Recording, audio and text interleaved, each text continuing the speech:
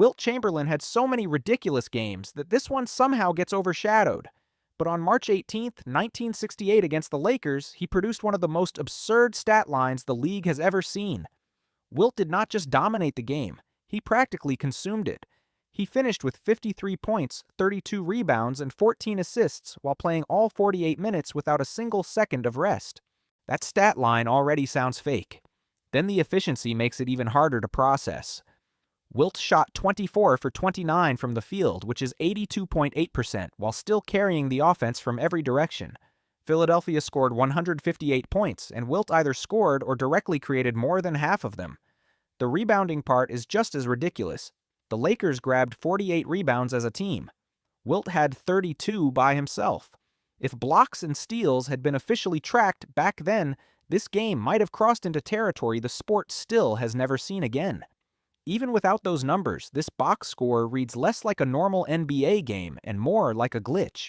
If Wilt represents the era where impossible numbers feel almost mythical, Kobe Bryant is what happens when that same absurdity appears in the modern NBA right in front of cameras, analysts, and full defensive schemes.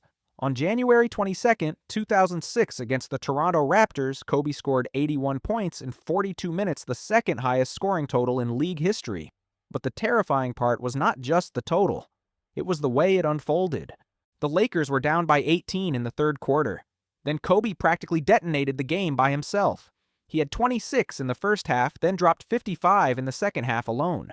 He scored 27 in the third quarter and 28 in the fourth. This was not a slow accumulation. It was an escalation that kept getting worse for Toronto until the game turned into survival and then collapse. Kobe shot 60.9% from the field, 53.8% from three, and 90% from the line. He scored 81 of the Lakers' 122 points. That means one player became almost the entire offense, and the Raptors still had no answer. After an 81-point game, it should be hard to find something that feels even stranger. Luka Doncic did it by changing the shape of absurdity completely. On December 27, 2022 against the New York Knicks, Luka produced a stat line that had never existed in NBA history: 60 points, 21 rebounds, and 10 assists. Nobody had ever reached that combination before him. What makes this game so bizarre is not just the 60 points, it is the 21 rebounds attached to it. That is the kind of rebounding number you expect from a dominant center living at the rim, not from a lead ball handler running the entire offense. Luka shot 21 for 31 from the field, nearly 68%. For a 60-point game, that level of efficiency borders on unreasonable. Dallas was also trailing late, so this was not empty scoring and a comfortable win. It was a full rescue mission. He closed the game in overtime, broke the Mavericks franchise scoring record, and turned a triple-double into something far more ridiculous. If Luka bent the logic of what a lead guard can do, Nikola Jokic pushed that idea even further by doing it from the center position.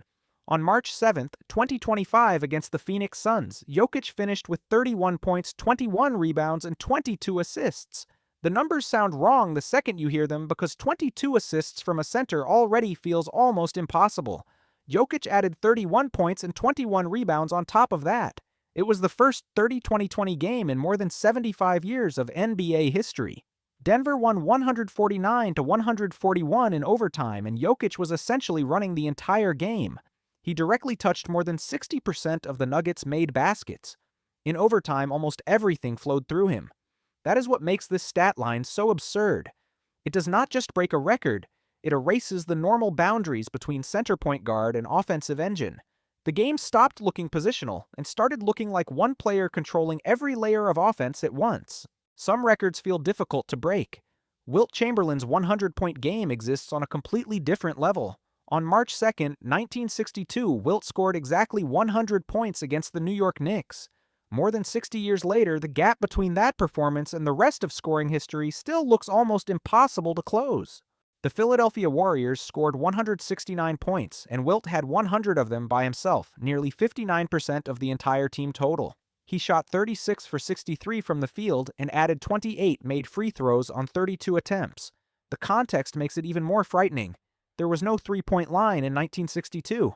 Every point came from inside the arc or from the foul line. There were no modern shortcuts to inflate the number. The game also carries a mythic quality because it was never fully televised. No complete footage exists, only the box score, the famous post-game photo, and a stretch of fourth-quarter radio audio. One of the greatest performances in sports history survives almost like a real legend. After Wilt's 100-point game, the next kind of absurdity had to look different. That is where Klay Thompson comes in. On October 29, 2018, against the Chicago Bulls, Klay scored 52 points in just 27 minutes and set the NBA record with 14 made threes. What separates this from a normal scoring explosion is the speed. He did not even need the fourth quarter. Most players need a full game to reach 50. Klay got there before the game even became tense. He hit 14 of his 24 attempts from deep, and 24 of his 29 total shots came from beyond the arc. The entire night basically turned into a test of how long Chicago could chase him before everything broke apart. By the middle of the third quarter, the record was gone. Klay did not need isolation dribbles, playmaking tricks, or extra time. He just needed a short stretch of heat to turn an NBA game into something that looked more like an open shooting drill. If you like absurd box scores like these, subscribe and stay close. Now for a stat line that looked mistyped. Some players do not need huge scoring totals to control a game. Draymond Green pushed that idea to a level that barely makes sense. On February 10, 2017, against the Memphis Grizzlies, he finished with 4 points, 12 rebounds, 10 assists, and 10 steals. Yes, a triple-double with only 4 points. It remains the strangest triple-double in NBA history, because the category players usually reach first is scoring, not steals. Draymond flipped that logic completely. 10 steals means 10 possessions taken directly away from the opponent. Add 5 blocks on top of that, and he personally destroyed 15 Memphis offensive actions. Then there were the 10 assists, which created at least 20 more points for Golden State. The Warriors won 122-107, and Draymond controlled the entire game while barely functioning as a scorer. He took only 6 shots and made 2 of them. It did not matter at all. This was a triple-double built from chaos defense and pure basketball intelligence. If Draymond showed how a player could control a game without much scoring, Dennis Rodman pushed that idea even further. On December 1, 1993, Rodman finished with 28 rebounds and exactly 0 points. Not 4, not 2, but a clean 0. The Spurs won 92-88, and Rodman almost single-handedly shaped the game by owning the glass. 10 of those 28 rebounds were offensive boards, which means San Antonio got 10 extra possessions directly because of him. What makes this stat line so strange is not just that a player can have that much impact without scoring. It is that Rodman did this more than once. He owns the highest rebound totals in NBA history for games with 0 points.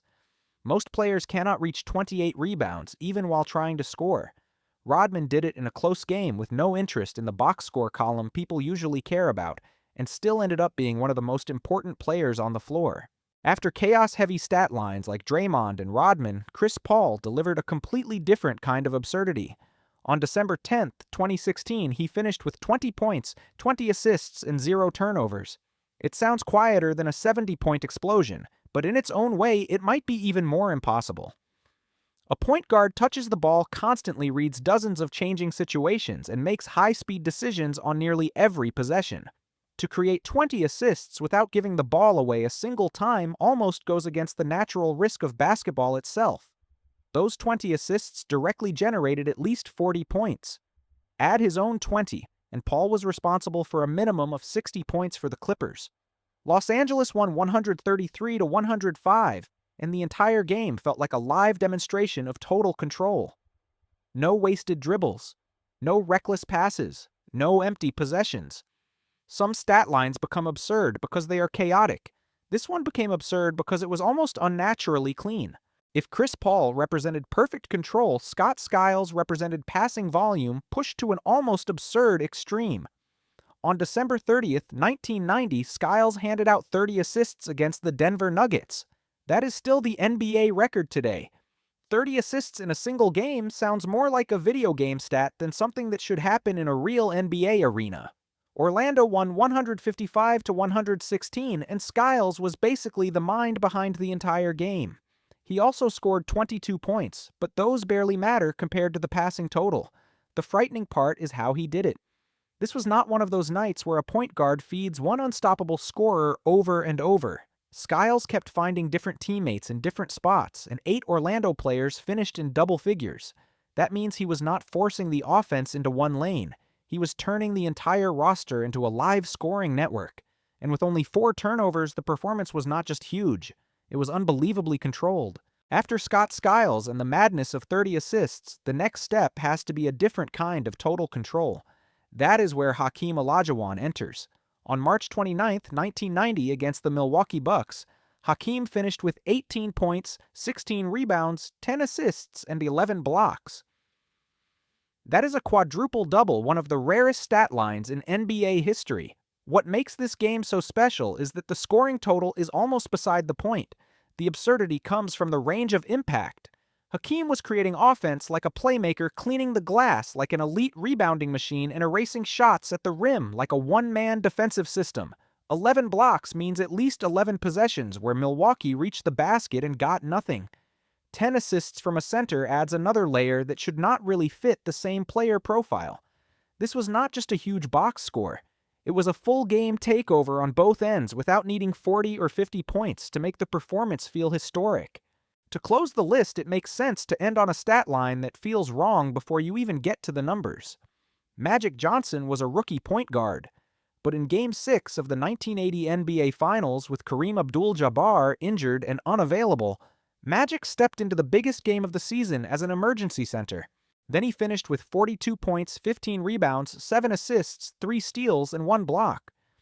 The Lakers won the title on the road in Philadelphia, and Magic took Finals MVP at just 20 years old. What makes this performance absurd is not only the box score, it is the setting around it. A rookie point guard was suddenly asked to absorb front-court responsibilities in a championship closeout game, and instead of merely surviving, he led the team in scoring and rebounding. He did not just patch a hole, he turned a crisis into one of the most iconic performances in league history. Some stat lines become legendary because of the numbers. This one became legendary because the context was just as unbelievable. That is what makes NBA history so strange. Some nights the box score stops being a stat sheet and starts looking like a legend.